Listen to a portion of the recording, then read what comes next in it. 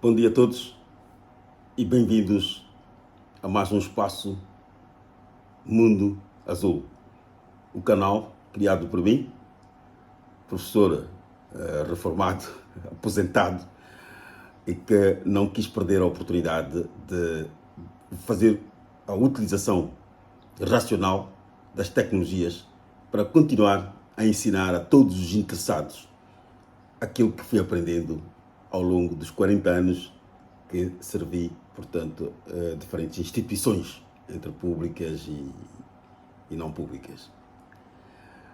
O tema de hoje, como havia prometido, é COPs e não copos.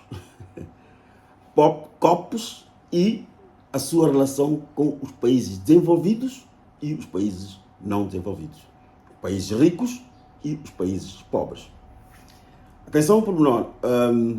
Este não é um tema bonito.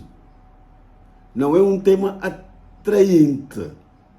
Então, quem gosta de coisas atraentes, se calhar há de desistir no meio. Mas eu costumo dizer o seguinte: é bom ouvir aquilo que não sabemos e não ouvir aquilo que sabemos. Eu sei que nós, nos WhatsApps, a prioridade é ver aquelas coisas malucas, etc, etc. O conhecimento hoje está em terceiro ou quarto nível.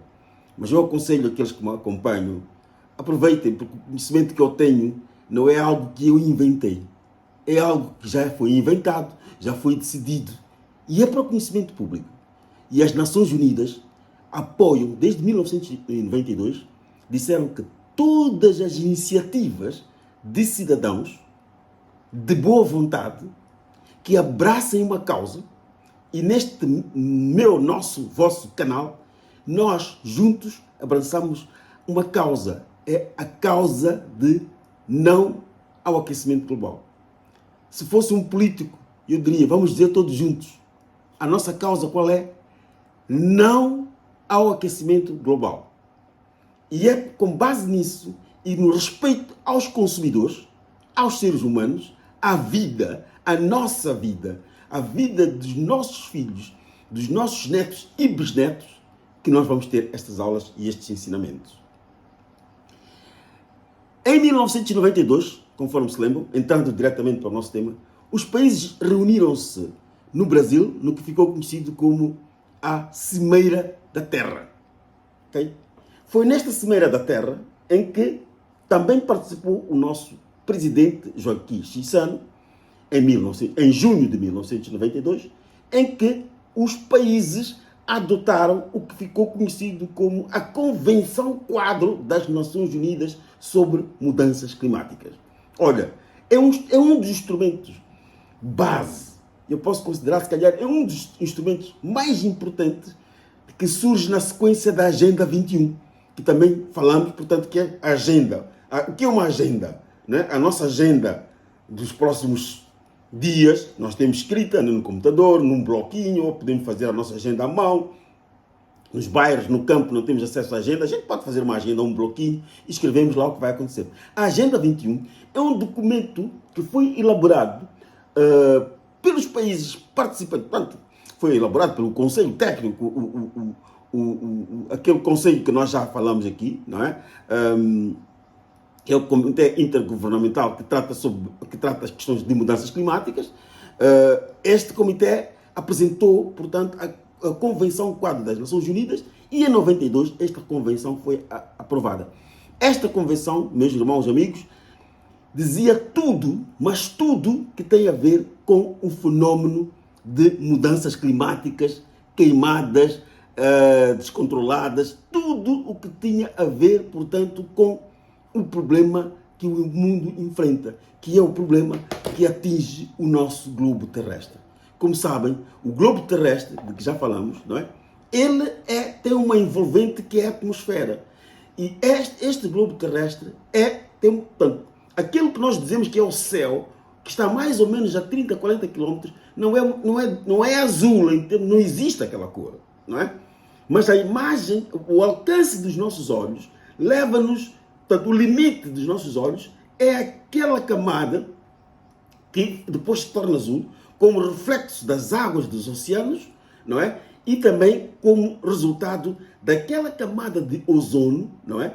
Que envolve a Terra. Portanto, é uma camada gasosa que cria aquela imagem de que há um céu, né? Com todo respeito aos religiosos. Portanto, aquela camada azul é simplesmente a zona de limite da nossa vista, onde nós conseguimos, de certa forma, não é tão evidente como isto, ter o alcance da ideia de que a 30, 40 km temos uma camada de ozono que gira, a Terra gira 24 horas por dia, mas à medida que ela vai girando, ela gira com a sua própria atmosfera.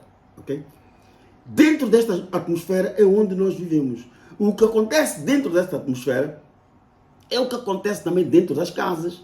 Para quem já esteve num carro que está com os vidros fechados ao sol, o que acontece dentro de um carro com os vidros fechados ao sol, bom, com o motor desligado, em que nós ficamos sufocados, ou quando estamos dentro de casa coberta de chapas de zinco e está muito calor, portanto, o calor entra e não sai. Portanto, esta camada de ozono protege a nossa Terra, né, de grandes aquecimentos e também de grandes arrefecimentos, mantendo a temperatura do globo a uma média de 15 graus centígrados, né?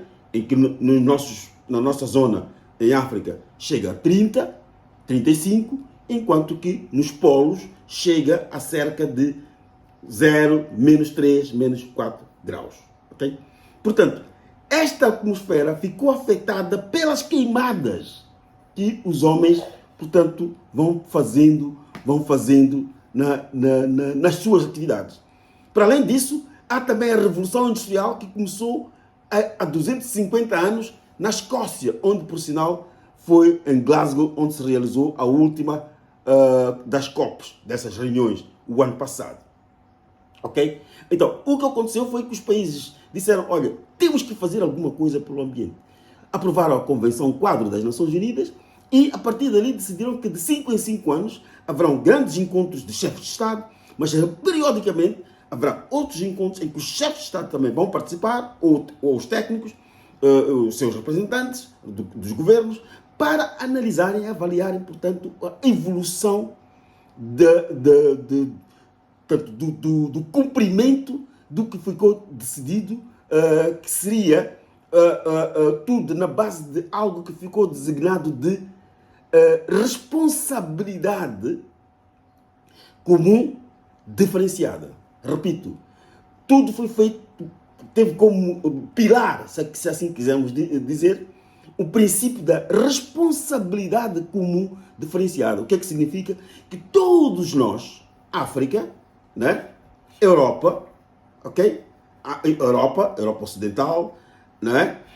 América Latina, Estados Unidos da América, Canadá e México, todos os países do mundo teriam uma responsabilidade comum sobre estas queimadas que nós aqui verificamos, portanto, nestas imagens, ok? Portanto, teriam responsabilidade comum para combater o aquecimento da atmosfera, tanto pela destruição de florestas, como pela emissão de gases para a atmosfera.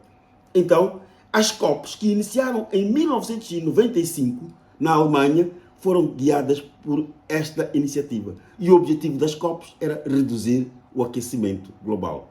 As COPs mais famosas foi a COP, foi a que coincidiu com o Protocolo de Kyoto, em 1997, que teve lugar no Japão, em que todos os países, 197 países, aprovaram que se devia reduzir a temperatura do globo, as emissões, em 55%, mas a Rússia não aceitou. Foi o único país que não assinou o Protocolo de Kyoto, que teve todas as assinaturas, mas não teve a Rússia. Isso não é agradável, é triste. Em 1995, este acordo caiu por terra, mesmo na altura em que a Rússia, portanto, depois aceitou assinar, portanto, esta convenção. Bom, depois andou muita discórdia nas várias COPs. Houve uma COP, houve várias outras COPs, mas uma das COPs também que importa referir é a COP da Holanda, que introduziu algo chamado Mecanismo de Desenvolvimento Limpo. Vamos também desenvolver alguma coisa sobre isso no próximo tema. Mecanismos de desenvolvimento limpo.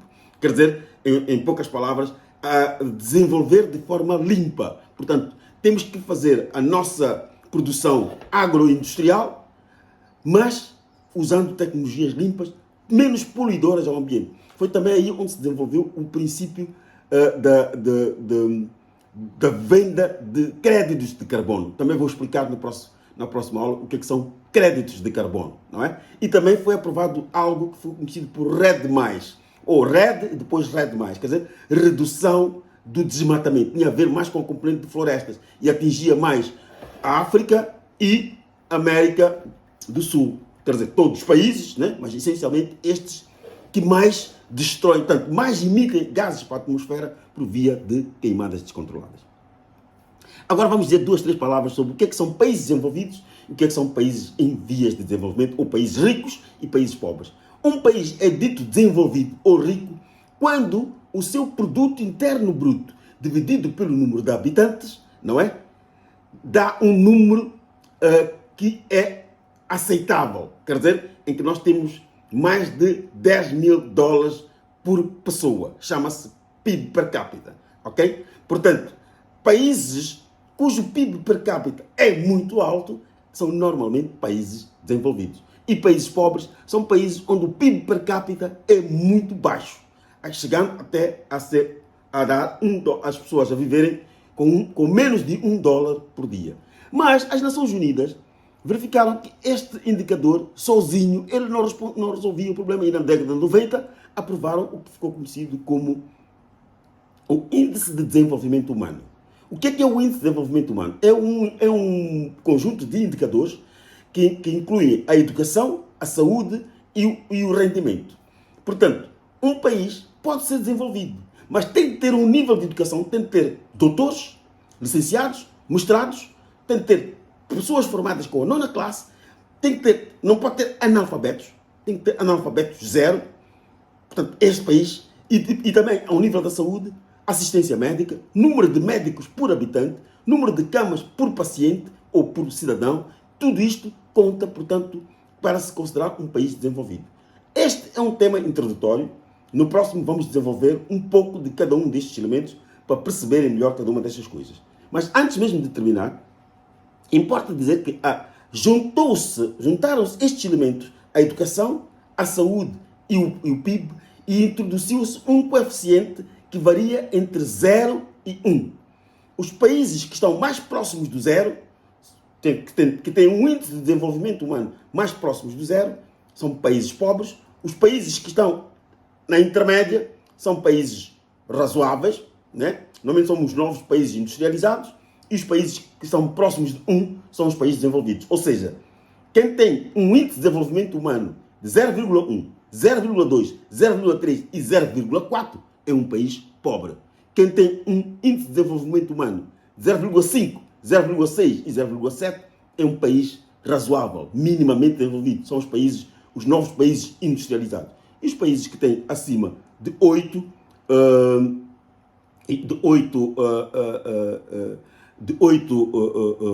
nestes indicadores de desenvolvimento humano, portanto, são países desenvolvidos. Então, grandes são os países, normalmente os países da Europa, do Norte e do Ocidente. Okay? Portanto, para concluirmos, dizer que hoje dissemos o que é que são as conferências das partes. Portanto, chamam-se conferência das partes, porque foi uma conferência que juntou as partes que acordaram na criação de um movimento à volta do princípio da responsabilidade comum, diferenciada, não é? E da importância de se reduzirem as emissões de gases para a atmosfera. Atenção, vamos reter aqui 3 elementos, não é? Muito importantes. É que nesta luta pela redução do aquecimento global, há que retermos a redução das emissões de gases para a atmosfera, a mitigação dos problemas que já existem e a resiliência, que é o princípio segundo o qual temos que construir habitações com capacidade de voltar ao estado inicial. Eu vou explicar o conceito de resiliência, que muitas vezes está a ser mal usado, mas isso no próximo tema. Muito obrigado, foi um prazer estar convosco, uma grande companhia. Este tema vai hoje para o ar, no dia em que também desejo parabéns ao nosso Presidente da República pelo seu aniversário, mas em particular porque hoje mesmo ele dedicou o seu aniversário às vítimas das dos ciclones, portanto, ou seja, às vítimas do efeito negativo das mudanças climáticas. E ele fez isto em plena Europa, na sua busca de responsabilidade dos países ricos em relação aos problemas dos ciclones que não nasceram no nosso país, mas vieram dos oceanos, onde todos os países têm a responsabilidade sobre a destruição da camada de ozono e a complicação dos fenómenos da atmosfera. Muito obrigado. Fizemos mais uma vez também o nosso tempo de recorde de 15 minutos. Até a próxima quinta-feira, próxima semana. Muito obrigado e até breve. Subscrevam o canal. Obrigado.